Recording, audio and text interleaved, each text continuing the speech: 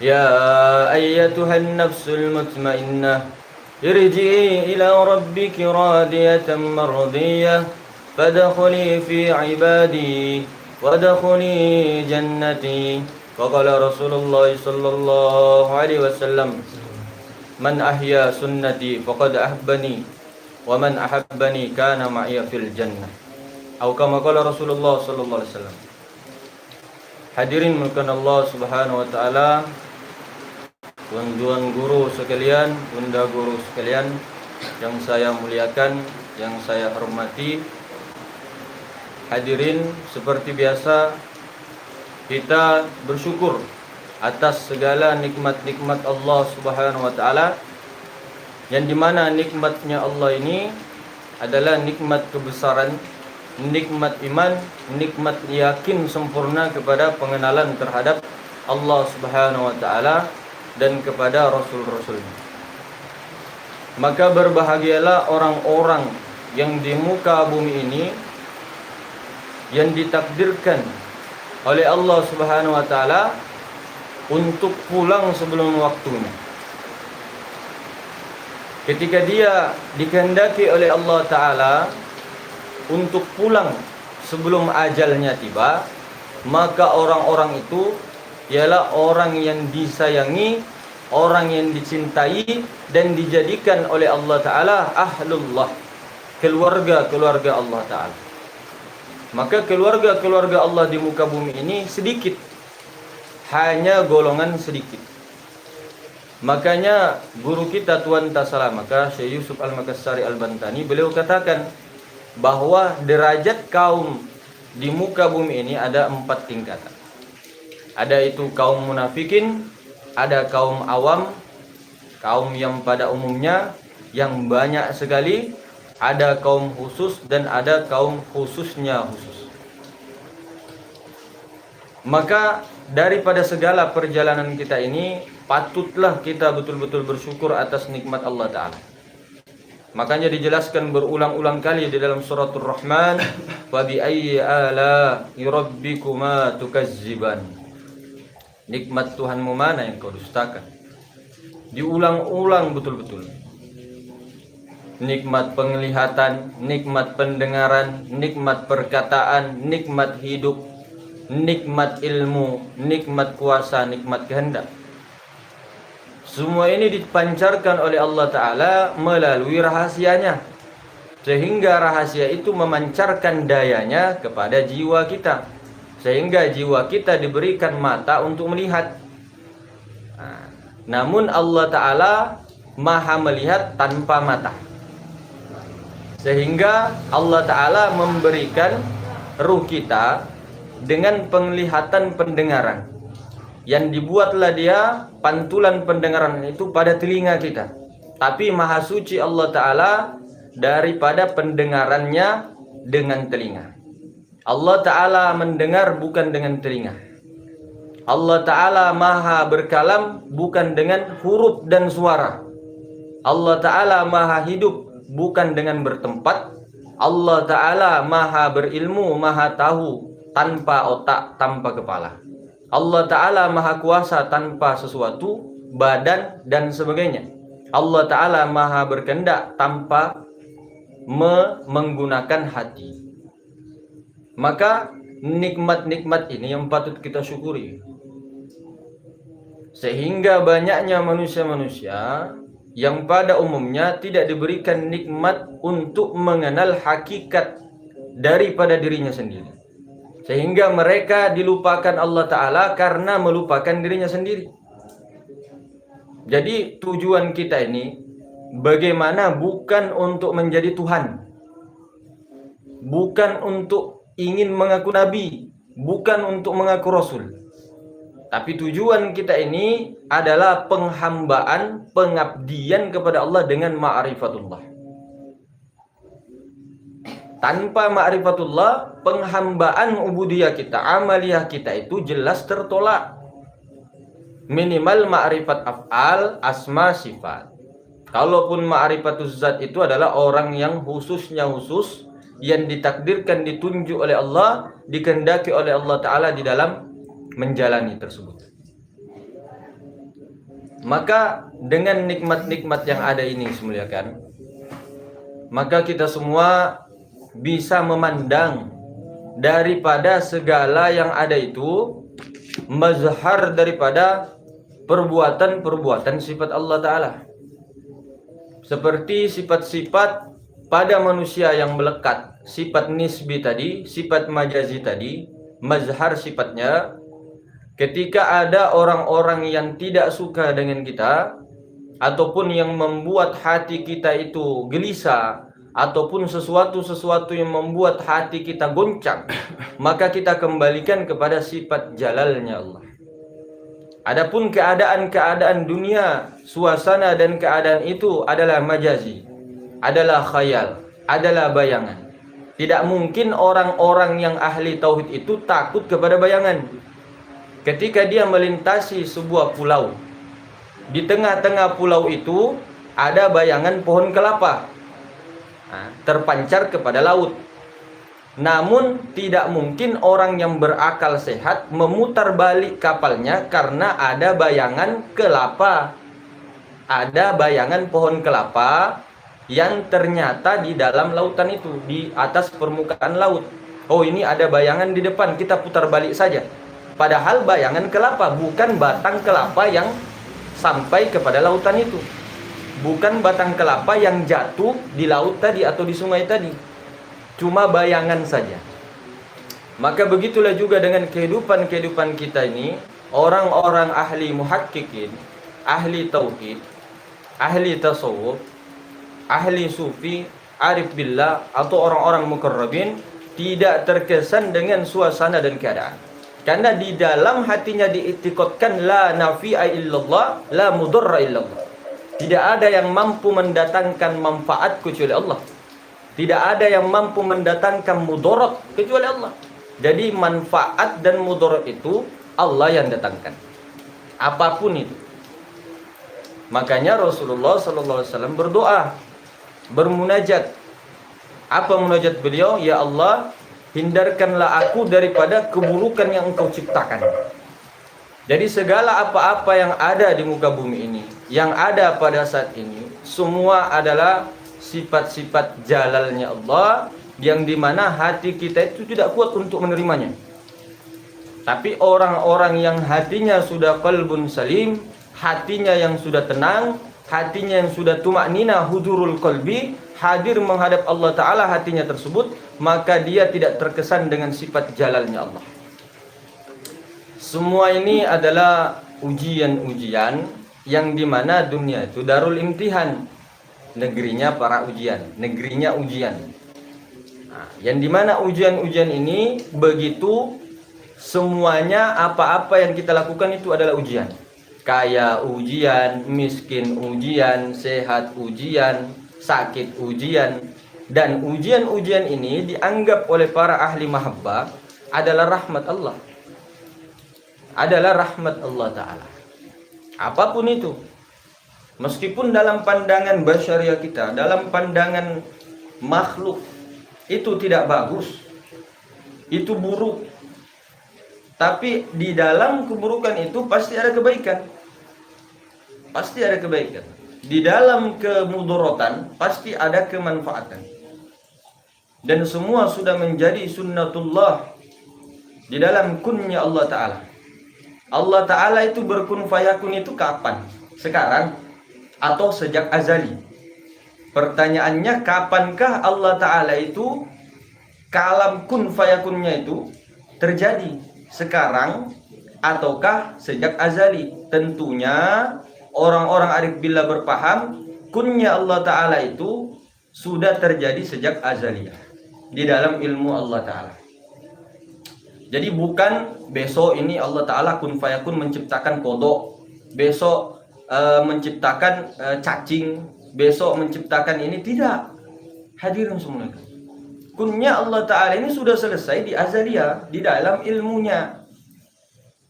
Jadi bukan Allah Ta'ala saat ini menciptakan lagi, menciptakan, tidak. Adapun yang baharu-baharu yang kita lihat yang depan-depannya ini adalah kehendak azaliyah di dalam ilmu Allah Ta'ala. kun fayakunnya Allah Ta'ala jangan dipahami bahwa Allah itu berkata kun fayakun. Karena Allah Ta'ala maha suci daripada kalam-kalam dengan huruf dan suara. Nah, jadi kunnya Allah Ta'ala itu tidak dengan huruf-huruf kaf, waw, nun. Tidak kun. Tidak begitu firman Allah Ta'ala yang qadim. Namun ketika firman Allah Ta'ala itu ingin dibahasakan, ya jadinya seperti itu, kun. Kalau bahasa Arabnya, kalau bahasa Indonesia jadilah. Makanya innama amruhu idza arada syai'an ay yaqula lahu kun fayakun, itu sudah sejak azaliyah. Maka ketika sudah sejak azaliyah, tentunya hati kita tentram, hati kita penuh dengan rahmat, hati kita menjalaninya. Tapi hati-hati atau jiwa-jiwa yang tidak tenang pasti tidak kuat akan itu. Karena dimensinya ada di dalam dunia. Dimensinya ada pada batang tubuhnya, ada pada jasadnya. Akuannya ada pada jasadnya, pakaian tubuh adamiah. Sementara tubuh ini, jasad ini adalah pakaian bagi jiwa. Jasad ini adalah pakaian bagi jiwa. Nah, orang-orang yang paham tentang ini, maka dia tidak berpakaian, tidak memakai jasad, tidak bertubuhkan jasad. Orang-orang yang ahlul ma'rifah, ahlul arif billah, orang muqarrabin, dia berpakaian ruh, berpakaian rahasia, berpakaian sirnya. Kalau sir itu tidak terikat dunia, tidak terikat dengan asbab musabab, tidak terikat dengan suasana dan keadaan-keadaan yang baharu. Karena wilayah ruh itu hanya selalu senantiasa kembali kepada Rabbnya. Tapi kalau wilayah jasad, hancur leburlah kita. Kalau sampai mati, sampai ajal kita terus seperti ini, maka jasad kita nanti hancur kembali kepada 4 unsur. Tanah, unsur tanah kembali kepada unsur tanah. Unsur air kembali kepada unsur air. Unsur angin pada diri kita kembali kepada unsur angin di alam semesta, dan unsur api darah bagi kita kembali kepada unsur apinya. Maka jasad kita hancur lebur semuanya, karena kita tertahan di jasad. Tapi orang-orang yang muqarrabin, arif billah, tidak kembali jasadnya itu kepada 4 unsur semuanya. Tidak kembali ke 4 unsur api, angin, air, tanah. Karena dibungkus oleh nur. Dibungkus oleh nur. Karena dia sebelum ajalnya tiba itu sudah memulangkan kepada nur. Sementara nur ini siapa? Nur itu Allah. Nur itu bukan cahaya. Allahu nurus samawati wal ard, mathalu nurihi kamiskatin fiha misbah. Ila akhir. Nah, Allah itu nur. Kok Allah itu nur, Mas? Allah itu zat. Allah itu ismu zat, nama bagi zat. Sedangkan zat itu nur Tuhan. Nur Tuhan itu yang bernama Allah. Tuhan tak bernama Allah. Tuhan tak punya nama. Tuhan tak berzat. Tuhan tak bersifat, tak berasma, tak beraf'al. Namun Tuhan punya zat, punya sifat, asma dan af'al. Maka zat, sifat, asma, af'al itu adalah nur Tuhan. Ya, nur Tuhan. Jadi yang bernama Allah itu adalah nurnya. Allah itu nur, Nabi Muhammad itu nur. Nabi Muhammad nurnya muhaddas, Allah Ta'ala nurnya qadim. Nurun ala nur. Nurun ala nur.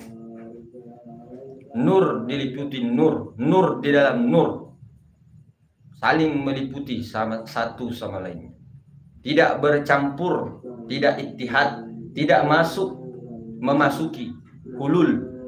Jadi masuci nurnya yang bercampur dengan makhluk, tidak bercampur. dan tidak juga hulul. Tidak, Allah itu nurnya itu masuk ke dalam diri kita. Makanya dikatakan ruhullah, ruhul kudus, ruhul mutlak itu tidak ada di badan kita, tidak bertempat di dalam diri kita. Dia meliputi ruh itu, ruh yang suci itu meliputi akan alam semesta, bukan bertempat di dalam diri kita.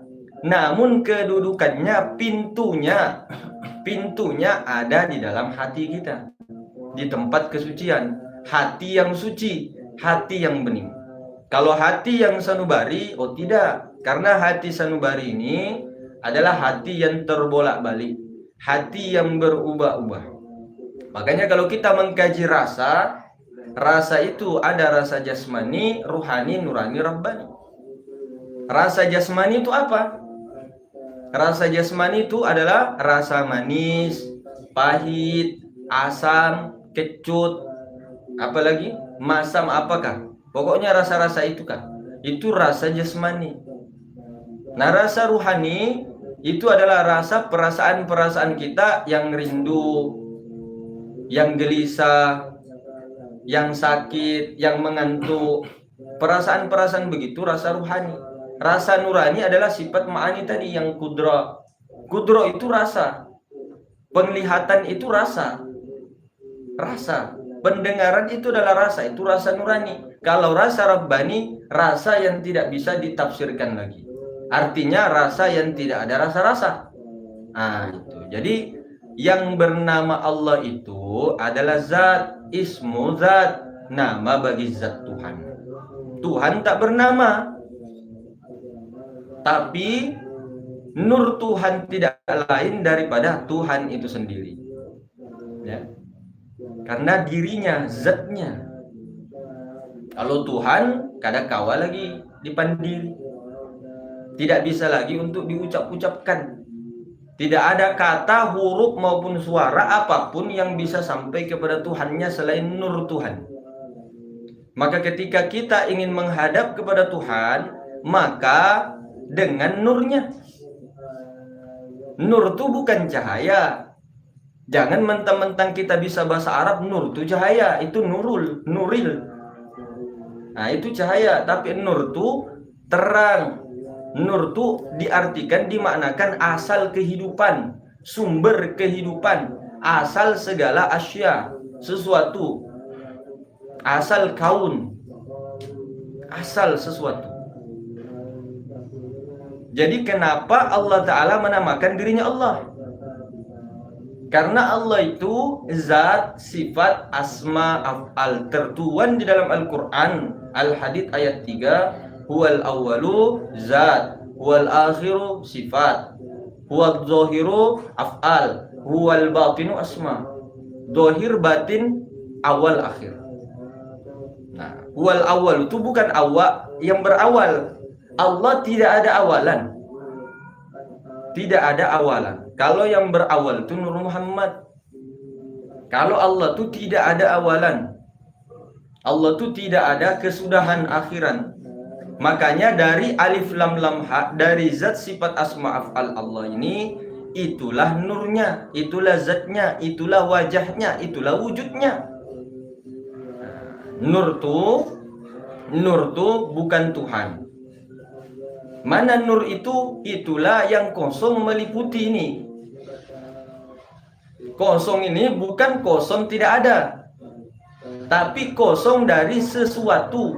Kosong dari makhluk berarti yang ada zat. Nah, itu maksudnya. Bukan kosong yang seperti akal-akalan orang-orang ateis. Ateis. Bukan kosong, nothing. Kosong ini tidak ada sesuatu. Kalau tidak ada sesuatu berarti tidak ada makhluk. Berarti kalau tidak ada makhluk yang ada Tuhan. Nah, yang ada itu Allah.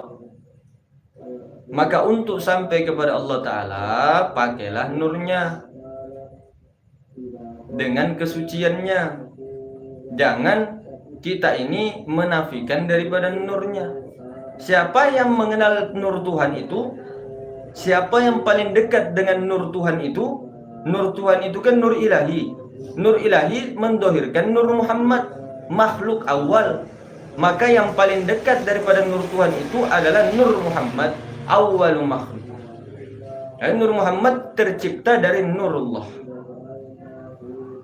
Tercipta dari Nurullah.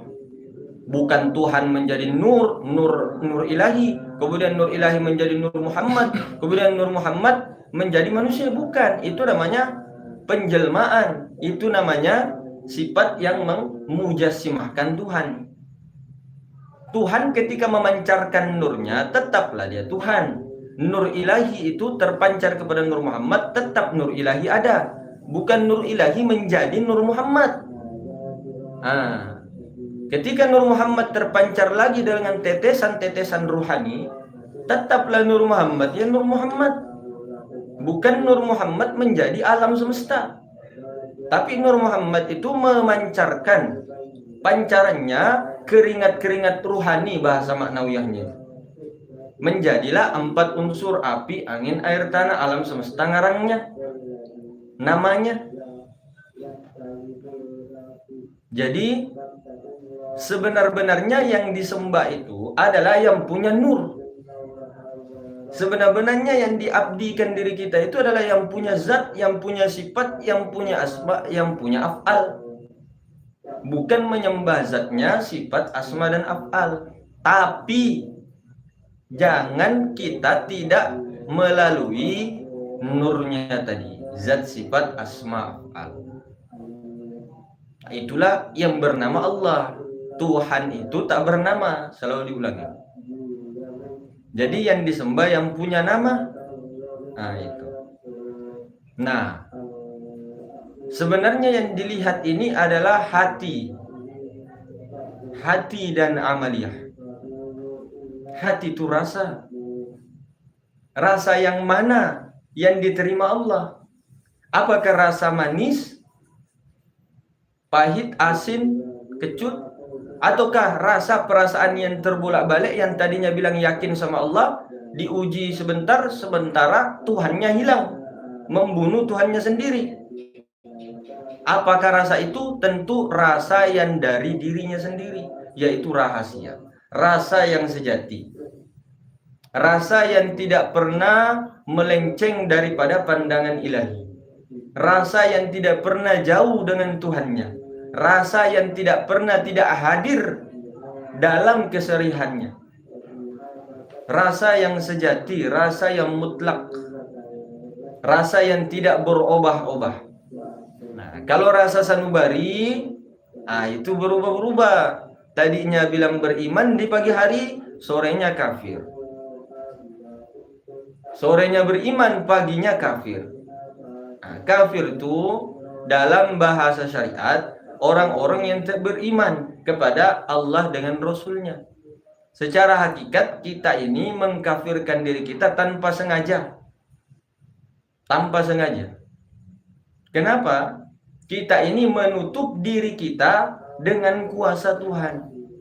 Kita ini menutup diri kita, akal kita, hati kita dengan sesuatu. Jadi kita menghalangi Tuhan. Artinya kemana hati kita berada, kemana rasa kita berada, itulah Tuhan kita. Makanya disuruh puncak terakhir daripada ilmu ma'rifat itu diam. Diam yang mana? Diam hatimu selain daripada Allah Subhanahu wa ta'ala. Bagaimana sampai derajat hati ini sampai menjadi hati yang salim, hati yang tenang, hati yang selamat, hati yang barokah, hati yang rahmat? Tentunya ada latihannya dengan mujahadah dan riyadhah. Tidak hanya ilmu tauhid itu dikalamkan saja, diucap-ucapkan saja, diperdebatkan saja, pintar cerita, tapi tak dipraktikkan. Karena ini bukan ilmu cerita-cerita, bukan ilmu diskusi-diskusi seperti ilmu fikih.